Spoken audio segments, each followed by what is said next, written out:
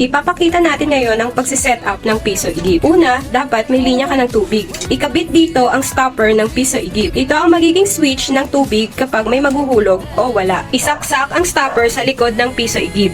12 volts DC lang ito kaya hindi nakakuryente at hindi talaga delikado. Paano mag-adjust ng timer ng piso igib nyo? Una, magpuno muna ng isang timba. Orasan kung ilang segundo bago ito mapuno. Habang hinihintay mapuno, mag-decide kung magkano ang halaga ng isang timba. Tapos ay i-divide ito sa kung ilang segundo ba bago mapuno ang isang timba. Halimbawa, kung 1 minuto o 60 seconds bago mapuno ang isang timba at gusto mong gawing 3 piso ang isang timba, 60 divided by 3 is equal to 20 seconds ang kada piso. Tandaan, ito ay maaaring mag-iba dahil iba-iba ang lakas at pressure ng tubig depende sa inyong lugar. On and off switch lang ang piso igib.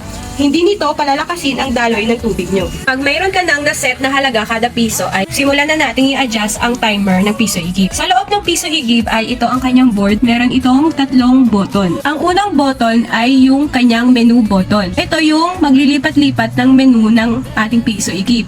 Yung katabi naman niya is ito yung add button. And yung nasa taas nito, yun naman ay yung subtract button. Pindutin ang menu button ng 3 seconds. Pagkapindot ng 3 seconds ay lalabas itong page na to. Total pulse is 42. Yung 42 na yan ay yung total of coins na inihulog na natin sa piso igib o ito ay ang iyong magiging sales inventory. Pagkatapos ay pindutin ulit ang menu button. Susunod naman dito ang time per pulse. So dito natin gagamitin yung kwinenta natin na segundo kanina. Halimbawa, 60 seconds ang isang timba divided by 3 pesos. So ang kada piso natin ay dapat na 20 seconds. So mag-a-add tayo ng 20 seconds. Imbis na 4 ay gagawin ko itong 20. Pipindutin ko lamang yung add button. Yan. Kung 20 na yan ay okay na yan. And then pindutin natin ulit yung menu button. Dito naman ay yung time speed. Pwede mo itong i-adjust kung gusto mong bilisan kaysa sa normal na oras. 0 naman ay yung normal na oras niya. And then, button function. Ito ay iset lamang na 0 para naka-enable yung ating pause button.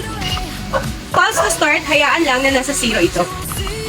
Yun lang yung menu ng ating piso igib. And then, pwede ka nang mag-start sa negosyo na ito at naka-setup na lahat.